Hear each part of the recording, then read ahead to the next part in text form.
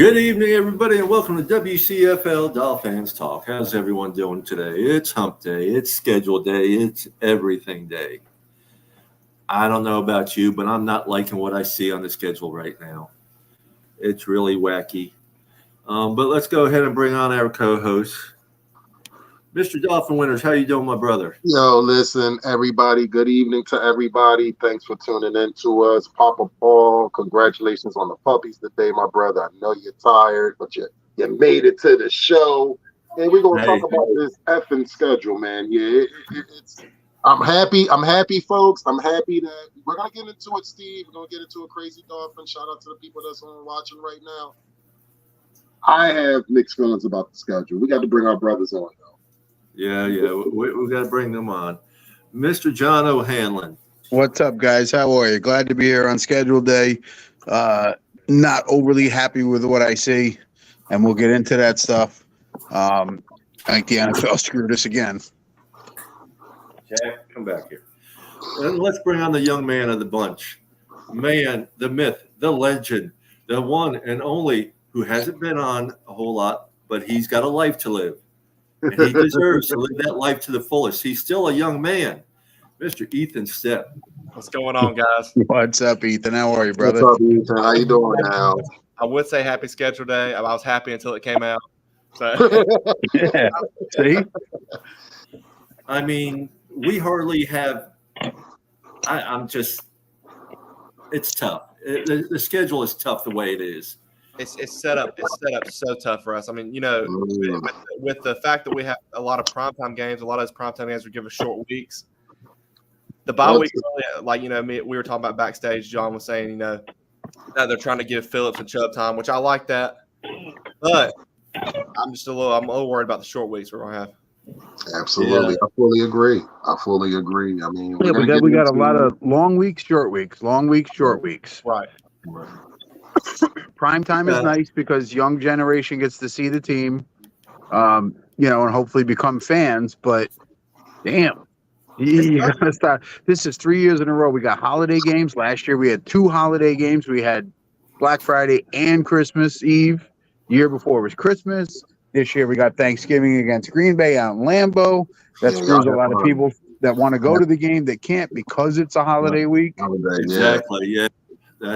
That's one game I wanted to try to see about going to. I wasn't sure if I'd be able to. I definitely can't being Thanksgiving. I got too much family around here. And Ben, leave the cat alone. Sorry about that. I will say one thing that made me mad was week 2. I would have loved to see Buffalo have to deal with the sun again. Yeah, they complain. I agree. Then we haven't had it, which has only been 1 year, but still, I wanted it again this year because I wanted them to have to deal with it. How much they complain. Ethan, I'm 100%. I think we're all 100%, brother. It's like the NFL's catering to Buffalo. Hey, you have to play in Miami. It's hot. When Miami comes up to Buffalo, it's usually cold. That's the first thing I thought when I saw it. I was like, they just love Buffalo, man. They just get. Well, here's the deal. They sat there. They put us Thursday night, week 2, and we faced them week 9, if I'm correct, at Buffalo. Yeah. So they're going to be like, which the weather is probably going to be 40, 50 degrees because it's not really cold up there yet. So we did escape that part of it. Yeah, right. It's November 3rd. At least it's not January. Yeah. I mean, you get December, January, it's cold. So it's November. It could still be in the 40s and 50s. So we did escape that part of it as far as because we got a lot of cold weather games. But we finished with 2 cold weather games, Cleveland and the Jets. We play the last week in New York, right? Yeah, it's in New York, but they don't even have a date yet scheduled on that. No, because it'll be Saturday or Sunday. They'll let us know later, depending on what's going on. The implications of the game. We go to San Fran on December 22nd. I think NFL. I was reading on Twitter right before we got on. They were saying that's like the top 5, one of the top 5 games of the year projected that they have. Yeah, I think I was listening to Mike's show earlier, and they were saying that ABC really fought for that game because of the matchup with the 2 offenses being very similar. Both explosive, great wide receivers, running backs. Christ, we made Brock Purdy. We did. I mean, if Jimmy G don't go down, I don't think anybody. Well, maybe I don't know if anybody knows who Brock Purdy is right now. Yeah, listen, we made Tom Brady. We made Brock Purdy. We got to stop doing. Or the Jets actually made Brady because they knocked Bledsoe out. The Houston game sucks for me. I won't be able to go to that. Well, I wanted to go to Seattle, but now the first 2 games are within 4 days. I got to spend a week in Miami. I can't afford. I don't know if I'm going to be able to fly out to Seattle for the week 3. Yeah, no, I understand that, and I agree with that. The Houston game we want to go to because my sister-in-law lives out there. Jack, Ben, no. Well, it also hurts, like you guys. Like, I mean, guys that go to most of the games, it hurts them because, I mean, money-wise, they're killing you. I mean, with flights, tickets, all that stuff. So it just hurts everybody. I mean, especially the fans. Yeah, and then Green Bay on Thanksgiving. That's a game I really wanted to go to Lambeau Field, but that's a family holiday. I mean, it's hard to miss Thanksgiving, man. Yeah, I'm not gonna be able to do Thanksgiving. Shoot, I might not. I'm gonna try my best to do New England because it's on my weekend. I gotta work, so it's gonna be rough trying to get to any games and anything this year. I mean, week 2, I'm definitely coming down to that. I'm not missing that. I want to see that game, but so you're coming down for the Buffalo game. You're saying? I'm definitely coming down week 2 for the Buffalo game. That's a guarantee. I have your ticket. Appreciate you. Because the wife can't go to a Thursday night game. Okay. The biggest thing for me is I think if I go to a game this year, it's going to be at the Rock because the away games are just too far. I mean, money-wise for me especially. So, I mean, if I get down to one, it's going to be at the Rock. Well, you let me know which game, Ethan, and I'll see what I got and stuff. Oh, well, absolutely. Yeah, let us know because I know plenty of people that have season tickets that can't make all the games. So I'm going to do some planning, with my brother and stuff to make sure – he's free because I'll probably get him to come with me and my dad and my mom. So we'll see. I don't know. It'll be what college football is doing for him. Ethan, you make sure you let me know what game you're coming down because it's time for us to be the person, brother. So I got you, man. I got you. All right, let's start at week 1.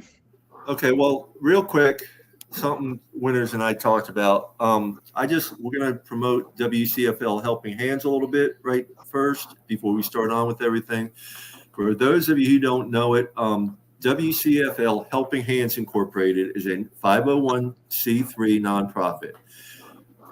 The money that we collect goes straight to charity. It goes either to DCC, Dolphins Challenge Cancer, PKD, polycystic kidney disease research, or it goes to helping the local communities in different areas. Right now, we've been doing things with the Humane Society local shelter. Matter of fact, last week when we did that, some of the board members were there, and they loved it so much. They're actually invited us to come back June 22nd for an open house, and they're going to pay us for it this time because one of the board members, one of the top board members, he's got a great name, Paul. And he really loved my pulled pork, so I was happy with that. And everybody had a good time that was there. Shout out to Michael Winters, Dolphin Winters' cousin, Jorge Calles, Mr. Polk, Crazy Dolphin. So all the money that comes in for WCFL Helping Hands goes straight to charity. Depending on what we're doing, and I'm being 100% straightforward with everybody, depends on whether it's profits or proceeds that go to the charities. Stuff that I sell and some of the raffles, it's profits. A lot of the raffles are proceeds, which is, in other words, 100% of the money coming in goes to charity, except for if I'm paying for any of the shipping. Raffles, it can be 50-50, but most of it I've already paid for. I'm not worried about it. Depending on where I took the money from, whether we get reimbursed or not. But it's very little because, like you guys know I get good deals. I just don't go out buying whatever I think is going to sell. I do my shopping. I do my networking. And matter of fact, I got, Cater Kohu photos, Jerome Baker, which I know is not with us anymore, and Zach Sealer photos. Autographed with COAs, $20 a piece. I have like I think I have there's 2 Cater Kohus, 2 Jerome Bakers, and 1 Zach Sealer. And I think I have about 40 of each. So, and they all have COAs with them from JSA. If you're interested, just hit me up. And $20 each for an autographed photo is cheap these days. And 100% of the photos will go to the charity-based organizations. I've been splitting it 50-50 between DCC and PKD, polycystic kidney disease. Other than that, let's get it moving on. We're going to start off with our schedule. We're going to start off. Are we worried about the preseason games? I mean, we can name them. Let's name them. You can go over them. Okay. Yeah, let's go over 'em. Preseason, August 9th, we have Miami. In Miami is Atlanta Falcons. And August 17th in Miami is Washington Commanders. Okay. Our first regular season game, that's unusual. There are only 2 preseason games. Oh, no, first preseason game. All 3 preseason games. No, there's only 2. There's got to be 3. They may not have announced it. You've got Atlanta, Washington, and then Tampa Bay, and the first 2 are at home, and the Tampa Bay's away. Okay. It's not even showing up here for some reason. So the away game is in Tampa. Yes. Which ain't bad. I'll go to. That's an hour from me. There you go. Perfect. So I'll go to that one. And I might as well stay in Miami. I might just end up staying in Miami for that August 9th one because that's like right after training camp's over with and stuff. Right. So we'll see what I'm doing. So let's see, September 8th, Sunday, 1 p.m. in Miami against the Jaguars. I kind of feel like the NFL took away home field advantage because we're playing another Florida team. Yep. Yeah, for real. Well, I mean, we're that first game because it's going to be hot. Oh, yeah, it's always hot. But you got to look at one thing. It's never as hot in Jacksonville as it is in Miami. Right. It is it is a 1 o'clock game. I don't know if they took the home field advantage away from them because we're playing Jacksonville at home no matter what, whether it was in September or in December. It's still, yes, it sucks that it's 2 Florida teams, and that's my opinion. Right, and then the stadium setup where Jacksonville's in the sun all day long. So yeah, Does anybody know if Jacksonville will wear their black jerseys or those are home jerseys? They ain't wearing black in September, bro. No, and they don't wear white, and they'll be wearing their blue. They'll be wearing their blue because we'll be wearing white at home. Right. Yeah, and that's what I was going to say. They couldn't because we wear white, and their blue isn't a very light blue either, though. Correct. I mean, they got the kid. We're gonna see. We got Doug Peterson, Tony Khan, co-owner, Shao Khan, and the Jaguars coming to the Hard Rock that week, and that could be an interesting game because I mean, Trevor Lawrence is nothing to be sneezed at. I mean, we're gonna sit there and see what game plan they have coming towards us that week. That should be a really good game for both Tua and Trevor. So that should be a really good game and a good defensive game too. I mean, last year in preseason, they really kicked our ass. Mm-hmm. But that was preseason, and we know not many of our starters are even out there or anything. Well, the thing is, what I think with Jacksonville, they're going to have a good team, but it's like, and like you said, Winters, you said, I mean, Trevor Lawrence is a good quarterback, but he could have that one game, like he did in the playoffs where he throws 6 interceptions or however many threw in the first half. And go out there and key in the second half. So it's like you don't know with him. He's either hit or miss, but he is a great quarterback. I think Jacksonville's an up-and-coming team. They're getting better. But you got to be on your toes with them, man. You don't really know what you're going to get. Listen, we don't have anybody on the schedule this year that we should overlook, including New England, because, it's a division game. Absolutely, I fully agree. And I mean, we can sit there and get right into what is that? Week 2 would be Four days later. Four days later, Thursday night football against the Buffalo Bills at the Hard Rock.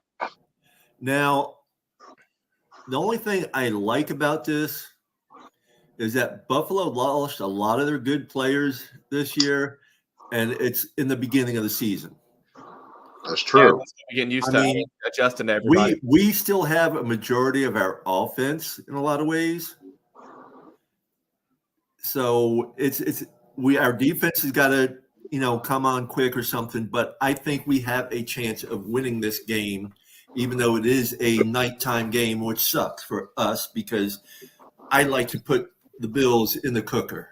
Absolutely. I mean, it's still hot and humid. It is September in Miami, so it's still hot and humid. Yeah. And they don't get that kind of humidity up there in Buffalo, and Buffalo has to travel on a short week. Yep. So that's an advantage to us. Well, and I think, like Paul said, it's going to be earlier in the year. They lost a lot of their guys. They'll still be trying to mesh. And I'd like to see Jordan Poyer have a really big game that game at the Rock on Thursday night. That'd be awesome. Oh yeah, that's payback. Come on. Well, there's two. We have two Buffalo players that we picked up. Who's the other one? No, the special teams player, linebacker, special teams. Oh yeah. Okay. But he mostly plays special teams. But either way, I would love to see Poyer just pour all over him. I'd love to blow them out. I'd love to send them back up to Buffalo. I mean, beat them by 50. I'd love it. But that's a lot of wishful thinking there. I just want to beat them. Did you drink some kind of graduation punch there, Ethan? No, man, I'm ready. I'm so ready for this season. My Marlins are playing like crap. I'm ready for football season. I'm like, get this baseball. Let's go Phillies. But that's a whole nother conversation.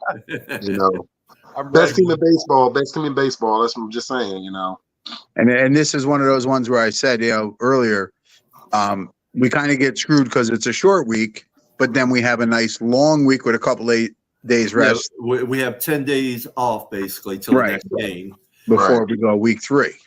And that's all the way northwest, though, up in Seattle. The farthest you can travel in the United States from Miami is Seattle.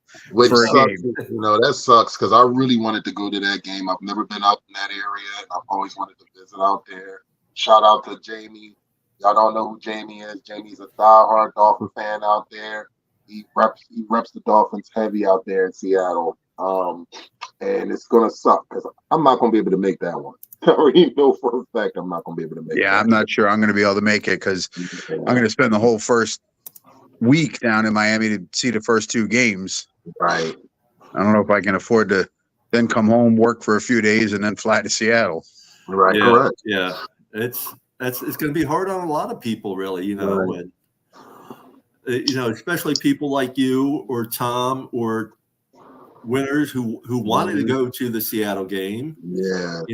And you got to pick or choose. And a lot of people I want to see more people at Buffalo game this year. Last year was a little bit ridiculous on how many Buffalo fans were there.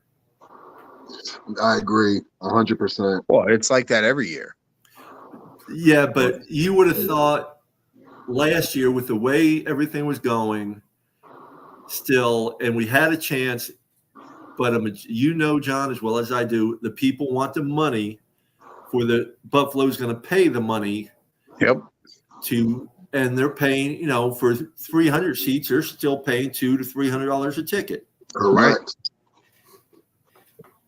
Oh, downstairs where I'm at, not in my section. Luckily, my section, it's Dolphins fans and they go to the games, but to my right on the visitor side, there was a lot of Buffalo fans there, and those tickets, $155. They were selling them for $1,000 a piece.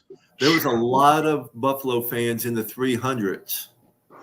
A lot of Buffalo fans in the 300s. Let me tell you.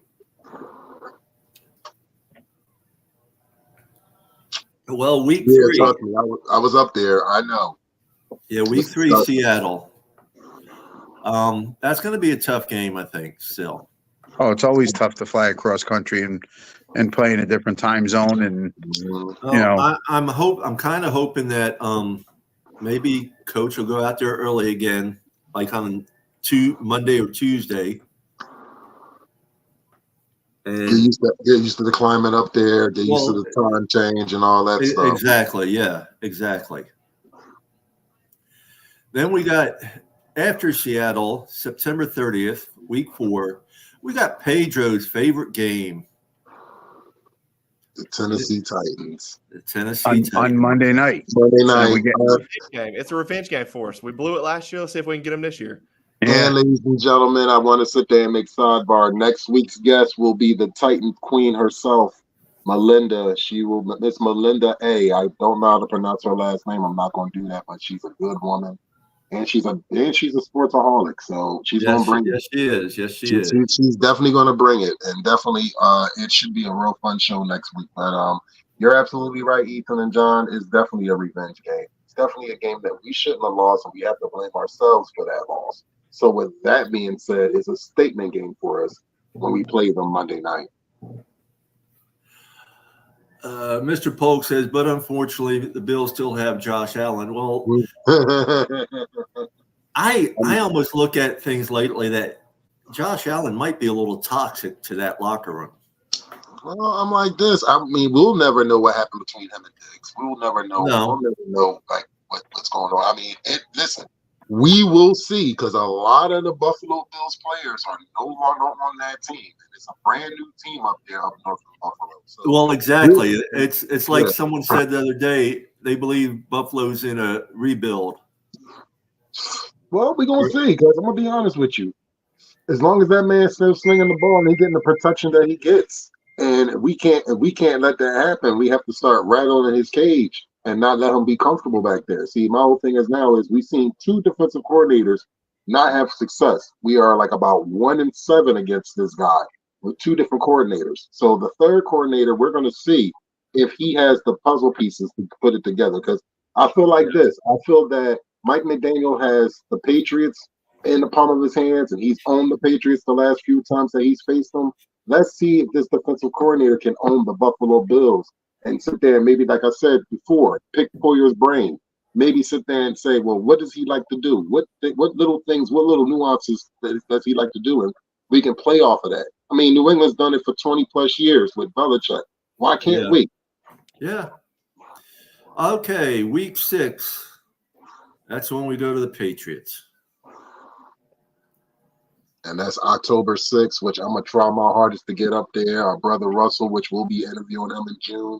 He's a diehard Dolphin fan since 1970. He actually been to the Patriots Stadium when they were called the Boston Patriots, if I'm correct. So they were it's the Boston Patriots before the New England Patriots. Yeah. That man's knowledge is just insurmountable. It's so many. Like I said, if you are able to go to that game, as soon as you find out if you're able to go to that game, you need to let me know so I can work on. Absolutely, definitely. Yeah, I might actually have to do that one this year because of all the other away games and where they're scheduled. Yeah. Right. Then we have week 7. Week 7 is our bye week. Right. Then October 20th, we're at Indianapolis. Which that's a good game. Like it's a very good game. That's it. That's an important game. That's a very important game. Yes. I mean, you got Anthony Richardson up there. You got a good defense up there. You cannot sleep on that defense up there. We don't know what condition we're going to be in at week 7. We don't know what condition they will be in at week 7. So actually that's week 8 because week 7 is our bye. Okay, week 8. My bad, week 8. But that could be playoff implications, seeding wise. That could be tiebreaker. You know, some of these games could really cause like tiebreaker problems for us or other teams. Oh yeah, yes, most definitely. Yeah, and he's another one just like Jacksonville on the rise. You know, getting better, putting some pieces together. So, absolutely. Week 9, October 27th, Sunday, 1 p.m. at Hard Rock, Miami versus the Cardinals. That's a revenge game for the Cardinals because they did not forget what we did to them a few years back when we played them in their house. And that was during the pandemic season. That was Tua's rookie year. Yeah. Yeah, that was a slinger. That was a back and forth game because they was going back and forth, and that was a very entertaining game. And just coincidentally, everything fell into our favor in those last few seconds. So they didn't forget about that. Trust and believe. It's a different culture down there in Arizona. I remember, I'll be honest with you. I'm here in Philly.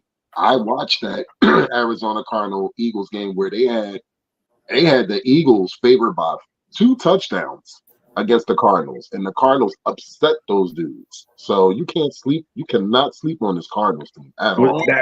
That was the beginning of Philly's slide last year, right? Oh, no, San Fran was the beginning of the slide. San Fran. Well, Yeah. San Fran's a good team. I mean, that's. To be honest with you, the way I've been, because this is my 3rd year really that I'm really been into things and really keeping track of everything. Before I watched it bits and pieces, but I kept track of the Dolphins. You cannot. What a word I'm thinking of. You cannot sit back on any of the teams really. No. Any of them. It doesn't matter. It doesn't. Yeah. It's like I feel just the same way you do. I think John and Ethan maybe feel the same way too. There is no easy weeks. No, there is. There are no easy weeks in this. In the way they have this schedule set up, there is no easy weeks whatsoever. Well, I think the beginning part of our schedule is easier than the ending part of our schedule. Well, here's a kicker. That was what, week 9 or 10? Week 9. Week 9, week 10. We go to Buffalo. Which isn't bad because it's November 3rd. It's not right. bad. It's November. It's going to be coolish. It's not right. really going to be cold. I think normally up there it's like 40, 50 degrees in that time. It could be 30 and pouring rain. Right. It could be 65 and beautiful. The average is, 45, 52, something like that. Yeah. But here's the scary part about them, John. The scary part about their weather is they get that Canadian air also, so it can be a hit and miss with that. So they can get Canadian or they can get the Northern American. So either or.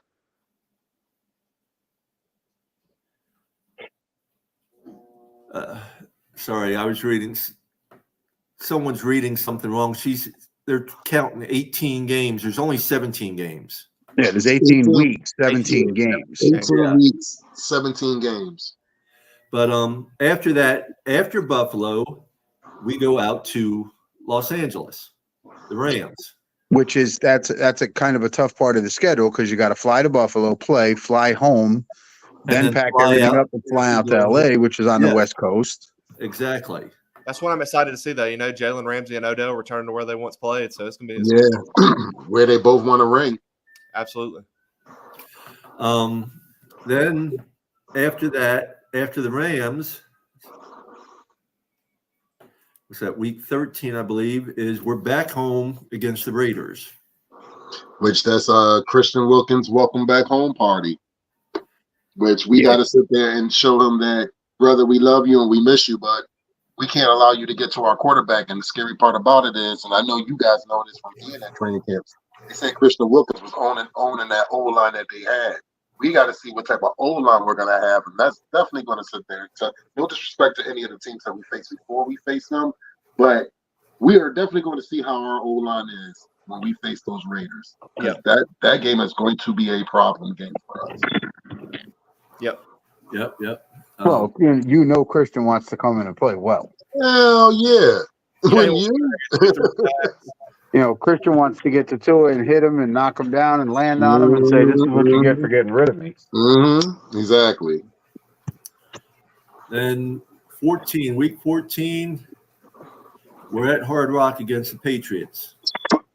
Well, that Patriots, you can't sleep on them with a defensive-minded head coach. We don't know what the offense is going to look like, but you can't sleep on the defenses because, O.J. Mayo is not somebody you sleep on. He has a good defense. He played very well for them. So we're going to see how he is as a coach. We're going to see how he makes his hits and misses. We should sweep the Patriots this year, but I'm not sleeping on anybody. You can't now. I'm telling you. I agree. And they're all great players. We'll see how it goes. You really can't sleep on anybody. Because the minute you do, you lose to the team you're supposed to kick ass against. Right. Yep. And how many times has that happened to every football team out there? Absolutely, and it cracks me up because this is the NFL. They talk about it all the time, and yet it still happens every year, all the time. Oh yeah, yep. So after New England, that's the Turkey Day, Green Bay Packers. Third year in a row of having a holiday game. So that's actually 3 primetime games already right there. Yeah, we have a total of 5. 5. Shit. 5 prime times game.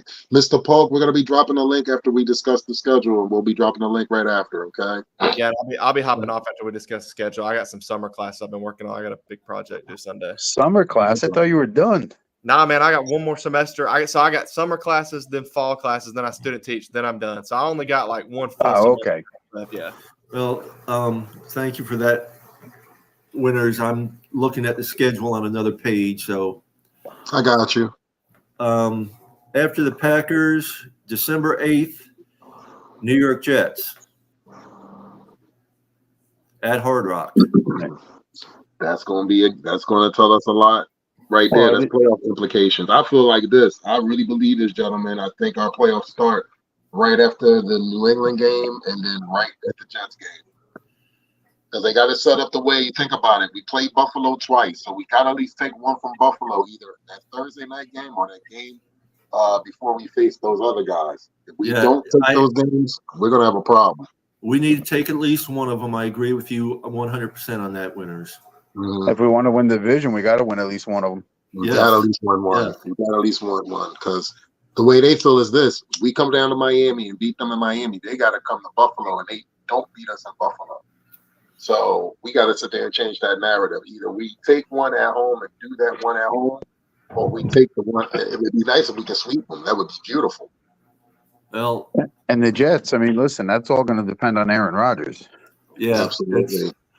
You know, I don't think he's the quarterback he used to be, but he's still a great quality quarterback. And if he's playing, he can cause a lot of trouble. He's still a threat at his age. He's still a threat. Yeah, he's still a threat. Yeah, most definitely. December 15th, it's the Houston Texans in Texas. Which that's a game. That is tough. Shoo. Yeah, they could do, man. I mean, they're going to be dangerous. They're going to be dangerous. Absolutely. Yeah, with the offensive they built, yeah. Houston, we got a problem. Like real rap. You know, they actually, you know what's scary? That could be a sleeper team that can actually sit there and actually challenge a KC or these top echelon teams. That could be one of those teams to be like, hey, don't forget about us. We don't care. Well, Houston, I'm going to keep a close eye on Houston this year because I think they have a chance to really go a long ways this year. And I'm going to tell you something. All the years that we've been kicking their ass, you don't think that they fucking forgot all the years we've been busting their ass, kicking their ass. I think we blew them out one half where the other half didn't even matter. Like, they're not going to forget that shit. They're not going to forget that at all. So teams like that be like, oh, okay, this ain't the same old Houston teams that you faced before. You know, well, a lot of these talking heads have Houston rated as like the third best team in the AFC. Right. Well, December 22nd, we have a 4:25 p.m. game at home against the 49ers. That's going to be a good game. That's going to be a very good game. Mm-hmm. That's right before Christmas. Ugh. Yeah. The good thing is it's on a weekend, so. Yeah, I'll be at that game. I'll definitely be at that game. The wife probably won't be, but I'm going to see if my best friend, who's a 49ers fan, can make it. Yeah, if my best friend here, he's a 49ers fan. He wants to come down to the game as well, so he might be traveling down with me. My best friend, we've been friends for 30 years now plus. He lives out in Tucson. He's a great guy. He's always been there for me. December 29th, Cleveland Browns. That's going to be in Cleveland. Yeah. Cold, snow, frigid. Yes. Wet, nasty. Yep. They'll probably have Chubb back by then as well. So we got to make sure we stop the run. But then you got to account for the pass too, because I got Deshaun Watson. If he's healthy, then I mean, we'll say it's gonna be tough. Well, yeah, Deshaun's just happy making all that money sitting there doing nothing at the same time. Oh shoot, I'm gonna tell you this: he's gonna be nice and healthy, and we're gonna see a different team. I mean, you seen what a guy that came off the couch did for them, took them right in the playoffs. But Raphael made a great point. C.J. Stroud carved them up in the playoffs, and that was the #1 defense in the league. Yeah. So that being said, that being said, right there though, we got a lot to watch out for Houston, big time. Absolutely. Like, you have to put some respect on their name. Don't. Something's wrong with you. And then last game of the year, date to be determined, the Jets. MetLife takeover, another cold game. Could be nasty as anything. Yeah. And believe it or not, up here in January, you could have a 50-degree day. Yeah. It's been like that, John. It's been like that. It's been wacky. The weather's been wacky like that. It hasn't been frigid or cold like normal. So we might get lucky. You might get a 50, 60-degree abnormal day. I mean, just wear a hoodie, some thermals, because it's going to be open and it is going to be cold. But if you sit there, if you get lucky, we might get lucky. But if we don't, just be prepared for a really fucking cold game. Oh yeah, because we could have 2 feet of snow too. Yeah, boy. Yeah, man. Shout out to Raphael Courtwright, Cap for Life, and Hooked Up Joe for joining us. You dropped the link, Paul. I think their schedule. I think their schedule favors us in the first half and gets tougher in the second half. I think we got to start off fast, win a lot of those early games, and then just hope they can hold on at the end and not have a collapse in December and January. Agreed. Hey, but before I bounce out, we're going to go 13-4. I'm going with the same prediction I had last year, but we're going to do it this year. I promise we're doing it this year. I like your optimism. I'm going to be like John. I'm just going to wait and see. I'm not saying nothing until I see some training camps, until I see what this team actually looks like. I'm not saying anything. Well, last year I made my prediction right after the draft. This year I'm not. I have to see training camp. I have to see what this new defensive coordinator looks like. I mean, last year I made my pick before we even got Fangio, and we were only 1 win away from it. Right. I said 12-5 last year. I mean, listen, every game on the schedule is winnable, but every game on that schedule is also losable. If you don't come out and play, you're losing. Absolutely. And that. I think we've all had the same opinion last year. There was a few games that it didn't look like we came to play. Mm-hmm. I know John will agree with me on that. Oh yeah. And listen, some of that comes down to coaching. I mean, your coaches are what prepares the players. Your coaches are what put the game plan in. Your coaches are what's calling the defensive plays, the offensive plays. That comes down to coaching. That Houston game, we lost because of coaching. Or Tennessee game. We lost that because of coaching. I just dropped the link, guys. Run the damn ball. Yeah, I mean. Hey, guys, I got to bounce out here. I hate to interrupt, but I got to bounce. Appreciate y'all having me on. I'll be back on Monday. Peace, love, and fins up, brother. You're always welcome. You know that. But life comes first for such a young man. Peace, love, and fins up, my brother. I appreciate it. Fins up, man. Fins up. Yep, there we go. Crazy Dolphin. Yep. Mr. Polk. Mr. Polk, what's up, brother? What's up, Mr. Polk? Wait a minute. Give me 1 second. Let me get my audio. 1. That's 5. Well, my truck is. I just got my truck from the electrical shop last Friday, but I put it back in another shop this Friday. Basically, get the 4x4 because my truck has a push button 4x4. That button's got to be replaced. They had to order it. But I'm also getting my rims powder coated. Nice. A nice aqua color. Very nice. What kind of truck you have, Papa Paul? A 93 F-150 4x4 extended cab that I've been restoring. Oh, okay. I used to have a 2007 F-150. And but this one does not have the original motor. It has a big V8, a 351. Oh, okay. And it sits up on 36s. Wow. So it's up there. But yes, it won't look that great because I'll still have the old paint job on it when I first start coming down. I'll have the old black and white paint job or red and black paint job, on it with aqua colored rims and probably orange bumpers and orange roll bar. But then November it goes in the shop and gets a 3-tone paint job done on it. Aqua, white, and orange. Nice. Mm-hmm. All right.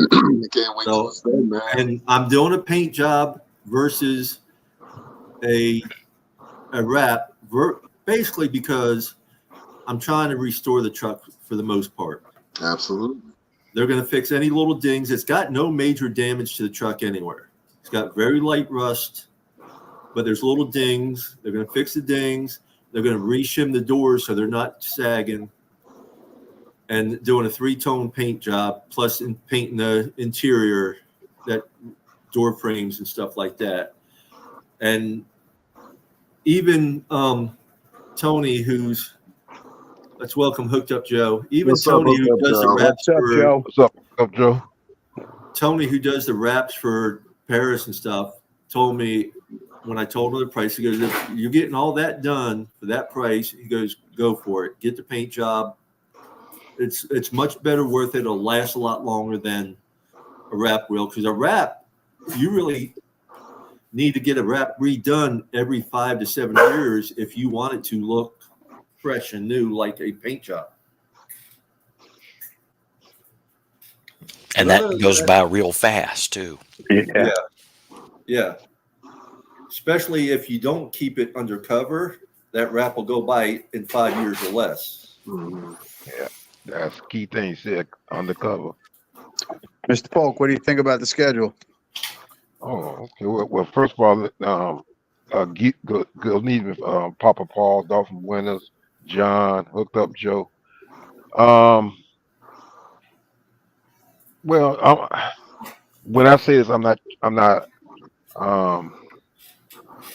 putting down our team, but I'm on the fence as far as the schedule go, because we just have to see what our team is going to do, because the last 2 seasons for me have me the way I am right now, to the point where I'm just going to sit on the fence and just see what happens.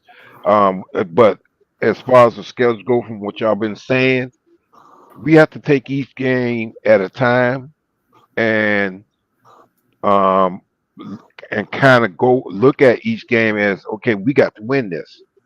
There's no going easy, looking at teams. So okay, well, we can beat them easy. No, we got to look at each game as a must win. That's my theory. Yes, and that's how they should be looking at it. They should be looking at every game as a must-win.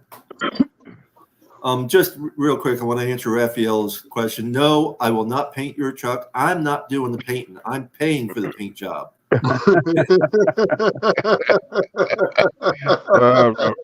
Raphael was cool. He's Tell him I got some spray cans. I can paint his truck. Well, he already said he spray can painted his Rust Bucket 1948 2-door Dodge. No, I agree with you 100%, Mr. Polk. We need to be looking at every game as a must-win.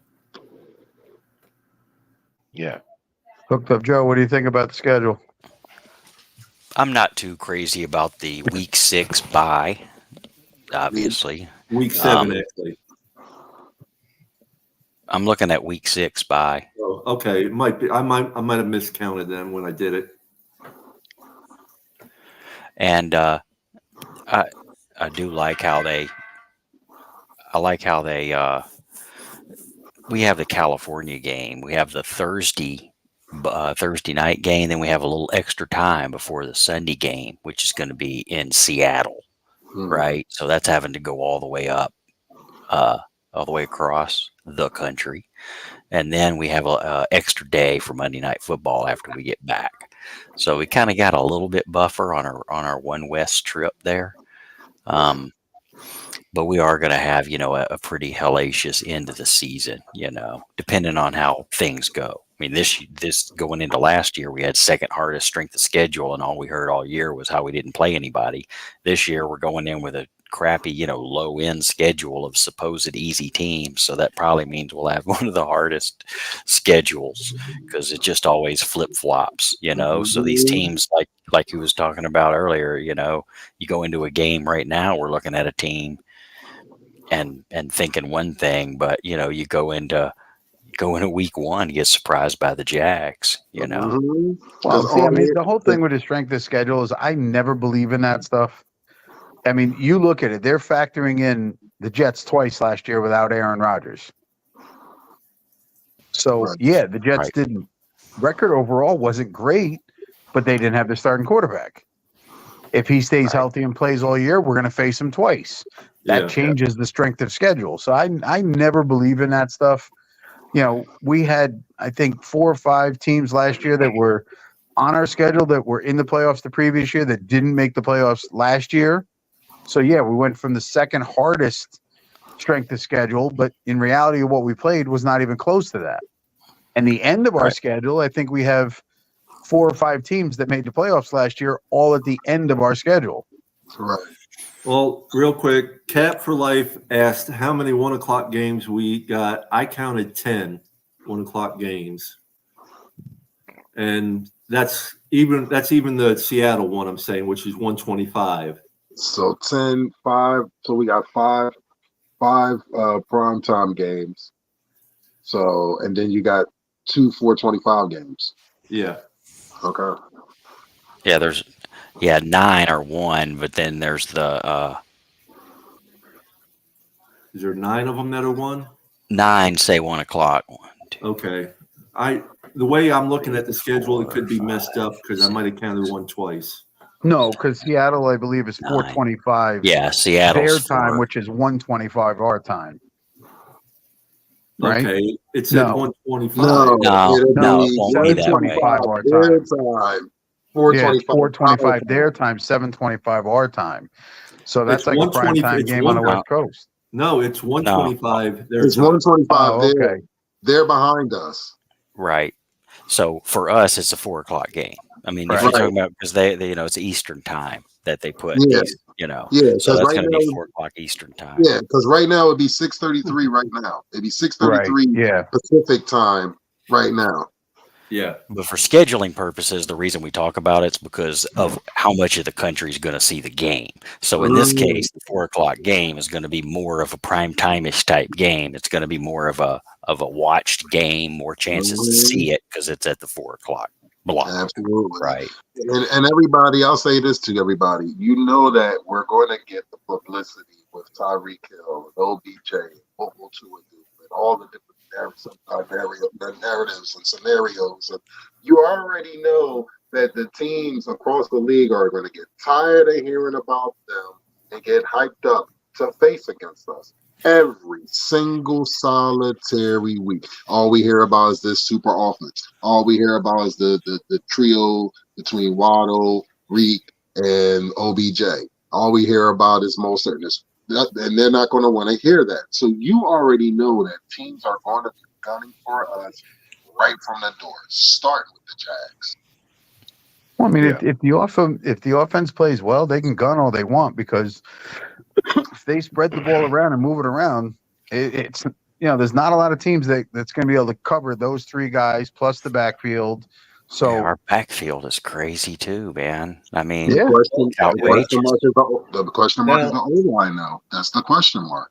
Now, you did see we already signed 2 of the Been a question mark UDFAs. for 20 years. Mm-hmm.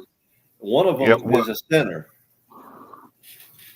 well, just because they sign him doesn't mean they won't cut him during training camp. No, Correct. I understand that, but they still, when they sign them, they do have a better chance at making the team.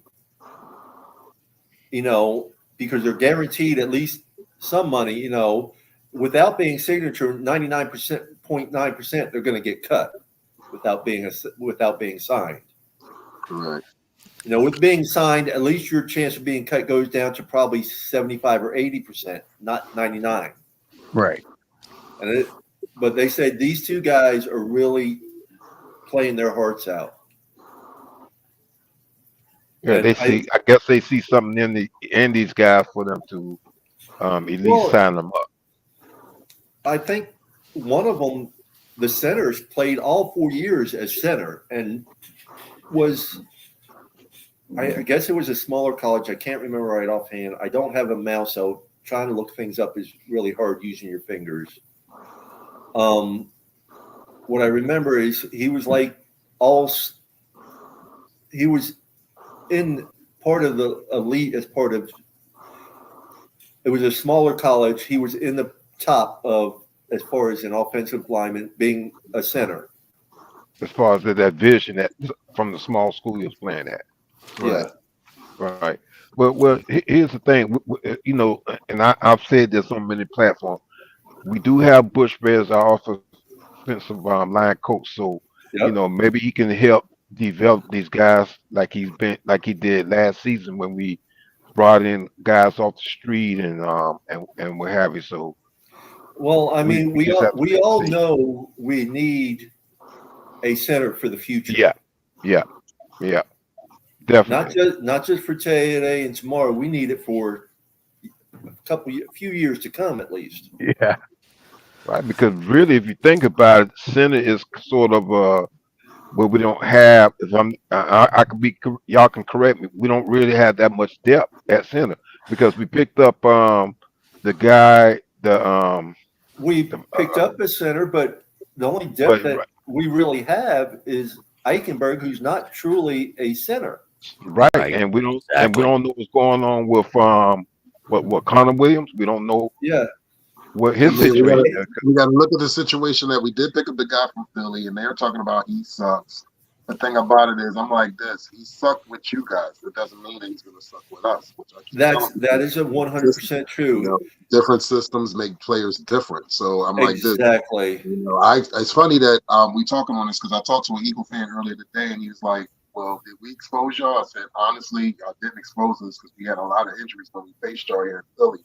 But to sit there and in the second to answer your question, I felt that y'all had too much behind the scenes shit going on with your coaches and stuff like that. And he really agreed. I said, "There's no way that you should have a 10-1 record and have a landslide like you guys did." I said, "There's no way." I said, "It's the same thing when we were 8-3." So I told him, "There's no way." Well, Go ahead. I'm sorry. I was just going to reiterate. Michael Winter says, "I can't promise him and Charles Kirby won't get kicked out of Tampa again this preseason." Man. Well, I'm not hanging out with you. I'm not hanging out with you two guys. How does Santa Claus get kicked down at Tampa Bay? Let me He's like, tell you, Santa got kicked out. he can get a little too tipsy. Oh, okay. Yeah, but yeah, that was my even with all the moves we made, that was still my glaring concern was at the center. So like I said, we just gotta kind of wait and see what's going to happen. Hopefully, like I said, maybe Barry can help this guy develop and what have you, and maybe pick somebody up that may come available. Who knows? Well, Mr. Polk, we have just over 2 months till open training camp for us to go down to, and I'll be there, like I said, the whole first week, Mm-hmm. and maybe a little bit more, and hopefully we can learn a lot and see what's going on then. Yeah. I think a lot of us when we saw the Buffalo game on that week 2, but it was at night. We're like, man, they're going to put us December in freaking Buffalo anyway. But I was glad to see they actually, I call it a fair schedule. If we're going to go in week 9 to the Bills, then them having a night game here is, Right. I'd call that a fair schedule system set up. Because it won't be too cold, and hopefully it won't be any snow. But the way this weather has been, I don't put nothing past the weather anymore. They'll bring their own snowballs anyway. They got a cooler that they just keep. Now, I want to shout out to the 150 plus people on Twitter, people on YouTube and Facebook watching us and joining in with us. And if you're on Instagram watching us, thank you. I don't have stats here to see that. We appreciate every one of y'all just watching and joining in with us. You have any questions, type them up, send them in. I should get them all here on the StreamYard. I know I get Facebook. I know I get YouTube, but I do have my Twitter and Instagram open. I can check in on them. The one thing I like about the Thursday night game with Buffalo is, and I said it earlier when we were going over the schedule, is it's early in the season. With as many players as Buffalo lost, maybe they won't quite be totally gelled yet or playing as well as they have been in the past years. That's the only thing I'm looking at. And I think and everyone knows the first couple weeks, it's a hit or miss on games, on how a team's going to be.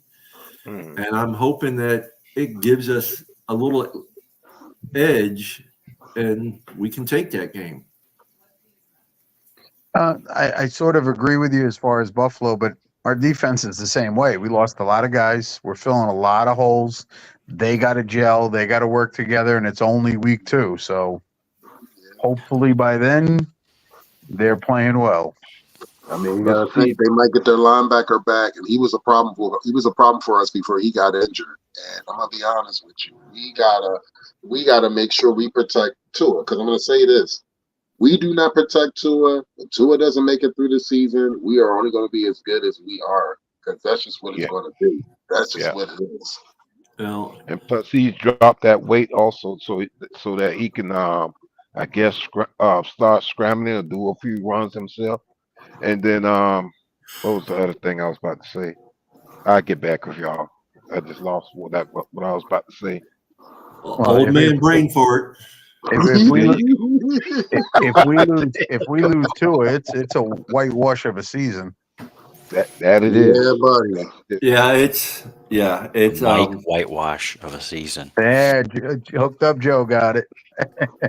No, because the thing is, the way the offense is schemed up to the point where it, like I said, if he does go down, and we have to depend on either White or Thompson, it's just that the scheme is not fit for them to be able to, come in, and even if they come in and okay, like I said, we lose that game, even to try to catch on, it's still going to be too hard because of the scheme. That's the way the scheme is set up for Tua.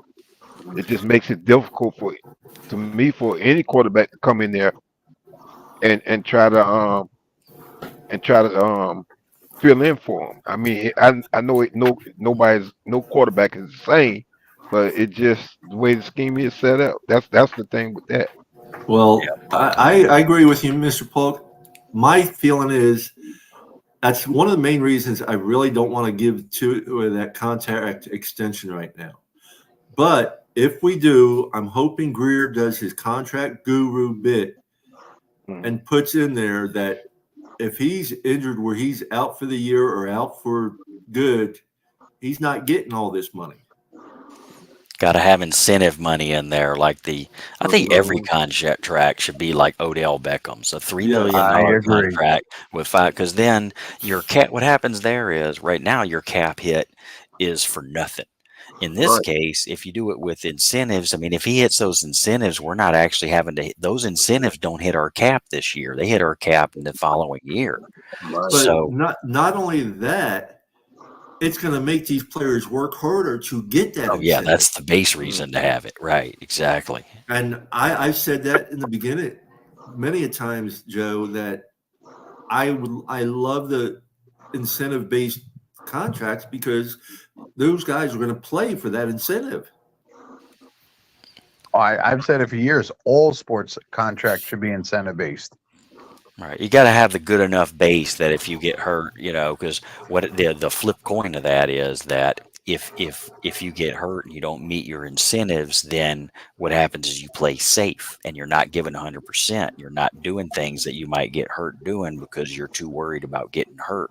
So one of the reasons they have all the protections against injury and all that is to allow the player to just release and go for it and maybe get hurt. Whereas heavy incentive based contracts, like to me, Tua this year was playing meek. He was playing to not get hurt all year. Oh, I He was agree. throwing it early. He was, everything. I mean, he was not doing what we had seen in the past, and rightfully so. I'd like to see him dial it back to not get hurt, and then start dialing it back up again a little bit, right? Once he judo flips that first 300-pound lineman and keeps going, man, he'll be good, man. Well, I think McDaniel also called the plays to keep him safe. Get rid of the ball quick. Don't take the hits. Right. Yeah. It was a whole team thing. I mean, everything was schemed around that. But from a player perspective, I think that, okay, that wasn't really the greatest example because that is a team thing. But do you have a player perspective on that injury incentive contract? That was just my one point on the double-edged sword.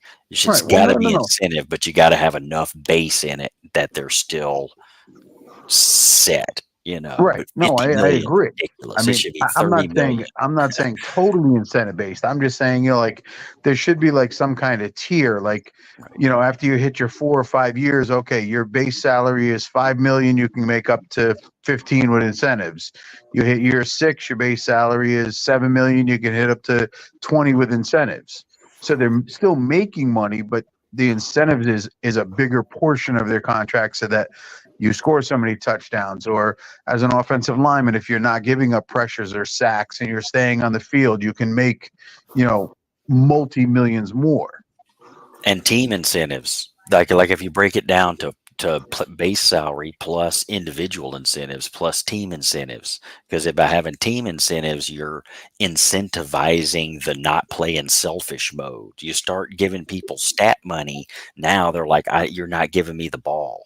And when you start even game planning against your dollar amounts or something, that's when it really gets bad. Like, so there, that 3-tier system could be, or that 3-factor system there with team Oh incentive. yeah. Listen, you could build in every guy's contract for every time the team wins a game, you get so much more money. Man, they should hire us, man. You end up with, 3 wins, you only make an extra, $1 million. You end up with 12 wins, you make an extra $5 million. So it incentivizes the guys to go out and play and win the game. Right. I don't really like wishing injury on another player, but the fact that our Jets games are later in the year, I kind of like that okay too. Well, listen, Aaron Rodgers still has to play on that turf in MetLife, which absolutely sucks. So he may be there, he may not be there. Right. That was that was my point. I don't want to wish him to get hurt, but no. I mean, odds on favorite in that terrible turf based on last year and everything else. I'm just happy we're not playing him in week 1 or 2, Why? If you played him in week 1 last year, you won because he only played 4 plays. Yeah. He might make it through 8. He could double it. Oh shit! I'm not wishing injury on any players. No, I don't ever wish injury, but I tell you what, I wouldn't want to be a Jet or a Giant and have to play on that turf, 8, 9, 10 times a year, because that turf is horrible. Well, and 2 teams play on it. Right. I don't know if they're going to change it or not. They might just put it over top of the turf, but in 2026, they have to put a grass field in. Well, that's for the World Cup, right? Yes, but if they're going to take the turf out to put a grass field in, why not keep it? Hopefully the NFL will come in and say, well, we are demanding all fields to be grass. Hopefully. Just like FIFA does. Right. It's kind of shameful that FIFA requires it and we don't, and our football stadiums are doing what we don't do for our own football teams to have the soccer team come over and play. Well, you think about this for a second. FIFA makes more money than all 4 of our major sports together combined.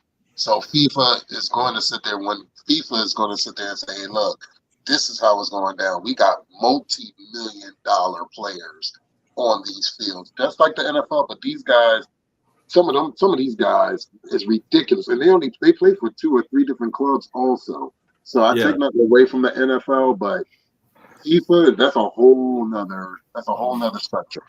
Well, I mean, soccer's the most popular sport in the world, so absolutely, Yeah. You know, if Goodall and all them want to football to really move up, they need to take a look at what soccer does, though, too.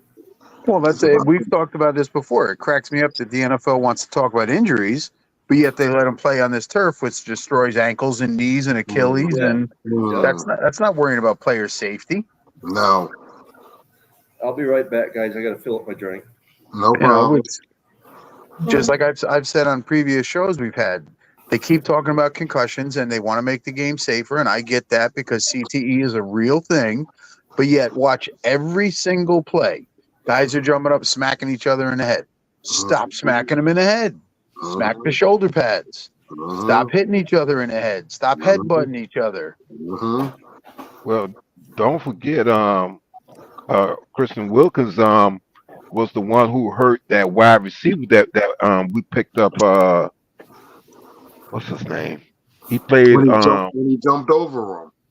Right, exactly. I remember that. What's that guy's name? Because we picked him up. He picked him up undrafted, and he started along with Devontae Parker. He was a big wide receiver, and Chris Wilkins jumped on him and injured him. Good, I can't think of that guy's name. There's certain things the NFL could do better, in my opinion, as far as safety goes, and it starts with turf and not smacking each other in the head constantly, not headbutting each other, not headbutting walls. You know, listen, a guy walks off and throws his helmet because he's pissed off. How do you know that didn't do damage to the helmet? Then he puts it back on and goes out there and plays some more. The helmet should have a crumple zone. If they have to go through 5 helmets because they had a helmet to helmet and it crumple zoned the helmet in, and they have to say, okay, stop, go off field, get a new helmet and put it on because the crumple zone, that didn't crumple zone their head, you know. Well, as long as they make the team call a timeout or something like they should have done with Mahomes last year. Or just have him run off the field and somebody else go on and play, switch helmets, run back on the next play.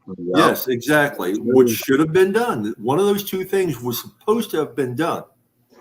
I think they do that in college right now? If they go ahead, Crazy. No. No. Go ahead, Joe. Because I was trying. I don't know if they do it in college, Mr. Pope, but it was supposed to have been done last year at that Kansas City game, and it wasn't. Okay. I'm thinking if they switched to helmets that had a crumple zone, they would have to account for that, because then you're more likely the failure's built into the equipment, and you can't penalize the team for the failure that's built into a piece of equipment that's designed to cave in before the player's head does. But making one guy sit out to change his helmet to throw someone else in is not really any different than having someone go out there and play for him so he can take a rest. Yeah, as long as it's not the quarterback. That's where it's a little bit rough, you know. It should be any player. Yeah. Any player. You want to talk about shows safety? You how much there is to deal with when they're talking about this. Oh, yeah. You know, like John was saying, you want to talk safety. Let's get right down to it. Talk about all the safety, everybody. Right, everybody.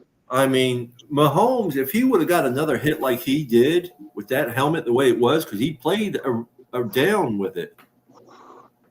Or 1 or 2. I know he played at least 1. I don't remember if he played the second one or not. But if he would have got hit again, just like he did that first hit, that popped that, which I have that picture right here. You know, it's that one right there. Yep. That could I mean, that could have very well, if he would have got hit again in that same spot or even up a little bit higher, whether it was with the shoulder or anything, it could have done a lot of damage to him. Well, not only that, I mean, think about it. If that was somebody besides Patrick Mahomes and a few other quarterbacks, they'd have made him go in a blue tent. Oh, yeah, exactly. Yes. How come Mahomes doesn't have to come off the field and go in a blue tent? He took a shot. The helmet broke. He should be off the field. Right. Good point. But, some people get special treatment. As the refs get paid from this person and that person on some of them, as we all know.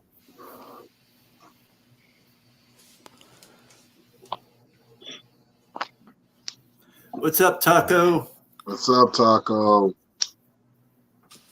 Yeah, what's going on, Taco? One thing I can say is that I am very happy with our running back roster. Like I said, we got Mustard, A-Chain, Wilson, and then Brooks right behind them. Those four right there, I'm pretty happy with that. And then we also have our fullback. What's the fullback name? God, it's right there. Our fullback. Shit. No, it's not his name, but no, it's not. And you can't forget Jalen Wright. Right. Well, you got Jalen Wright. That's what I mentioned. That's what I was trying to. That's what I was mentioning. And then the fullback is right. That's Ingold. the big three there. Ingold. Right, Yes, Ingold. Yes. Yeah. I mean, I love our backfield, what we have, Same and here. we'll see who makes the team completely. But as far as whoever makes it, whoever doesn't make it, I love our backfield. Plain and Same simple. here. Same. We here. got to have the fastest running backs in the NFL. Oh, yeah. We got three of them. We got We'll have three crazy fast running backs, and we have three dynamic, crazy wide receivers all on the same team. Yeah. That's a little bit crazy. Average speed to be 20 miles an hour on the field. How our team's gonna, man?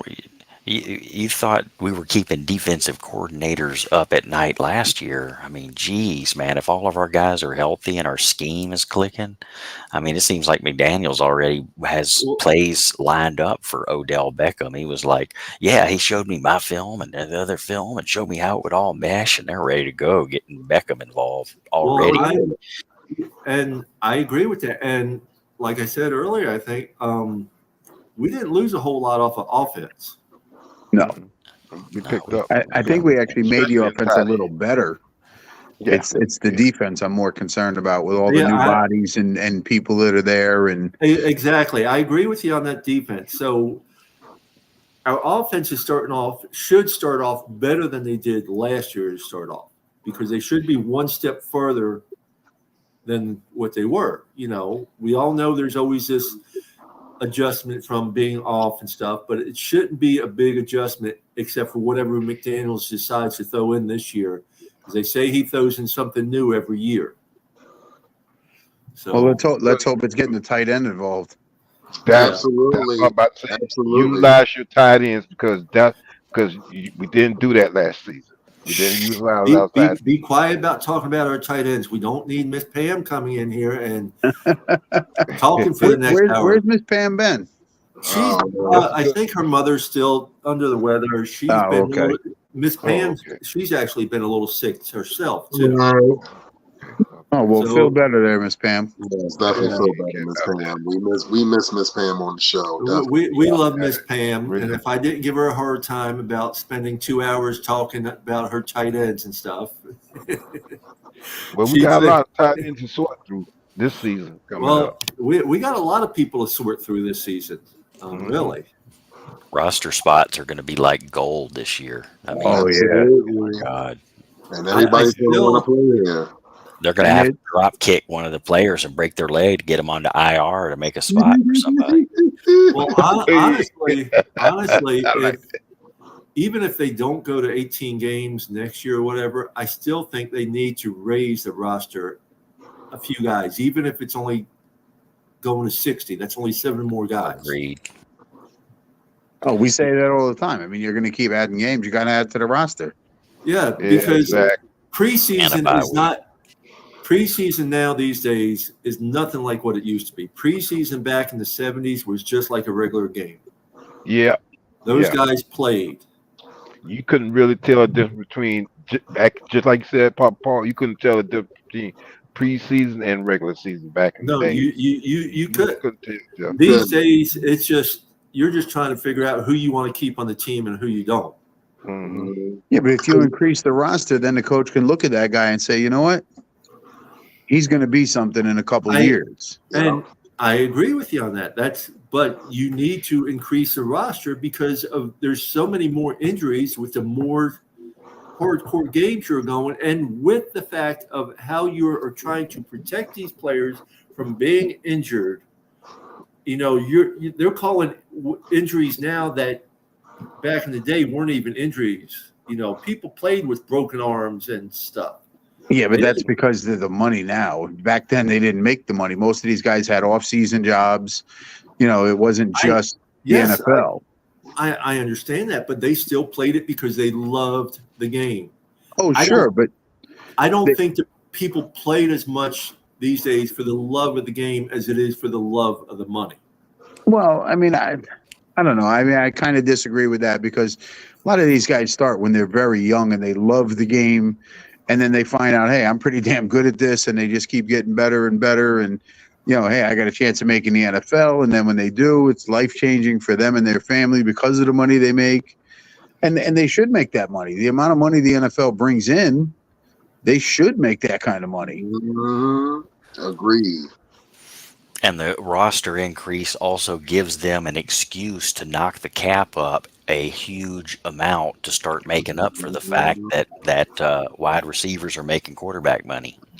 Yeah. Receivers are making $33 million a year.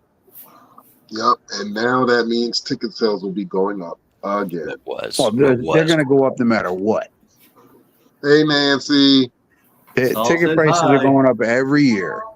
If the team's doing well, they're going to increase it more. If they're not doing well, it's just going to be a small increase. But nothing goes down in price. No, nothing. You know, listen, who had the first pick this year? Chicago. Do you think their ticket prices went down because they sucked last year? They just went up. Exactly. Well, it's everything goes, like you said, everything goes up, nothing comes down. You look at economy itself. When people go, well, supply and demand, they're saying, well, okay, we're over COVID, we're over all that stuff. Why haven't the prices come back down? Well, you're paying for it that way. Why should we bring it down? Yeah. Right, exactly. Listen, when I got my first season ticket a few years ago, there was no waiting list for the Dolphins. Now there's a waiting list, so of course the prices are going to go up. There's more people that want tickets. Yeah, well, same thing with me. There was no waiting list when I got mine. I mean, and the only thing that kills me is I'm still trying to get my ADA parking up by the arena. Kind of like the price of a car between a new car and a used car. I think now you got more people buying used cars than buying the new car because the prices have soared up so much, and then the used cars have gone up too, but they're a little more affordable than the new car. And you can almost get a good used car that's just as good as a new one. Yes and no. Actually, I have a friend of mine who's been in the business for over 30 years, probably close to really over 40 years. And he has never bought a brand new car in his life until about a year ago. Mm-hmm. Because going over things, and he went to all the car dealer-only car auctions, all that stuff. He bought a new car for his wife because he says with the warranty on, I don't know if he got a Kia or a Hyundai. He got one of the two. 10-year, 100,000-mile warranty. Bumper to bumper, but on not bumper to bumper. It's 5-year, 50,000 bumper to bumper. It's 10-year on your drivetrain. Yep. And he says you can't beat the warranty, first of all. And for what you're paying for used cars these days, you're better off buying a new car like that. Because the used cars are jacked up so high. They're We bought jacked an up so RV. high. We can sell it for more than we bought it for. We bought it back in like 18 or something. It's just Yeah, crazy. And you want to hear the crying shame about all this? They're saying there's no cars. They're saying there's a shortage. The hell there is.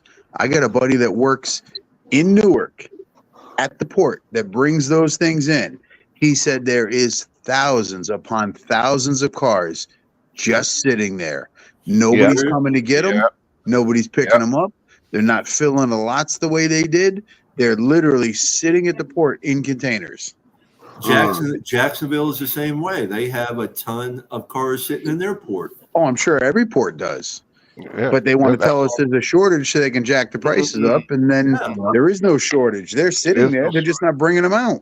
And people are not buying either. That's the problem. You can go on the internet. They're not buying because the prices are so high. Yeah, it's too high. And part of the reason why they're too high is because of all the electronics and gizmos that they putting on in these vehicles now. Well, You got to swipe your car to get in. Well, no, wait, it's coming. You're going to need a credit card to get in your own damn car. You're gonna have to have a chip in your head to get in your own car. Let me put it to you this way: my truck right now, if I got hit in the rear end and I have to replace just the bumper, it'll cost me $200 to replace the bumper. I'll switch it out myself. If your car that's a 2020, 2021, 2022, 23, 24, whatever, gets hit in the rear bumper, it's a couple grand because of all the sensors that are in the bumper. Exactly. Yep. Exactly. And I'm tell you, electronics. and I'm tell you something about some of these sensors, because my truck scared me the other day when I was driving, and all of a sudden it came to a stop, and I said, "Wait a minute, I don't remember hitting the brakes." Then come to find out, it had because of the camera set up in there, a vehicle I got too close to a vehicle, and it just automatically slammed the brakes. Yeah, and I wasn't expecting that. Funny, my wife just hollered at me. Look what happens when your wife does insurance for all 50 states. You learn how much people pay for things, and that's what it is. It's a minimum of $2,000, $2,500 to get a bumper replaced. What's that? And that's why you got these companies with these extended warranties. She actually says that was pre-COVID. And then that's why you got these companies popping up with the extended warranties. Once your warranty goes, the original warranty goes out on your vehicle, you got these companies that say, "Hey, we can give you extended warranties to cover anything that goes wrong." I don't buy any of that crap because, let's put it this way: I bought a new used truck from a Ford dealership. I told them exactly what I was using it for. It was going to be my work vehicle, my business vehicle, and the guy wanted to sell me an interior package. I told him his employees are going to be sitting in there. It's going to get there. Oh, I don't care. So about the time I ended up having to shut my business down, I turned the truck in, but I took it to get the interior done. Oh, we can't do this. You're using it as business. I told you when I sat in that office exactly. They cleaned it up, and then they refunded me half my money, which wasn't even really not even worth it, but it was BS. My wife was sitting right there with me, and if he's lucky she wasn't with me at the shop, because she would have called him a bald-faced liar right there to his face. But and not only that, it's funny because I get these phone calls. Well, we want to talk to you.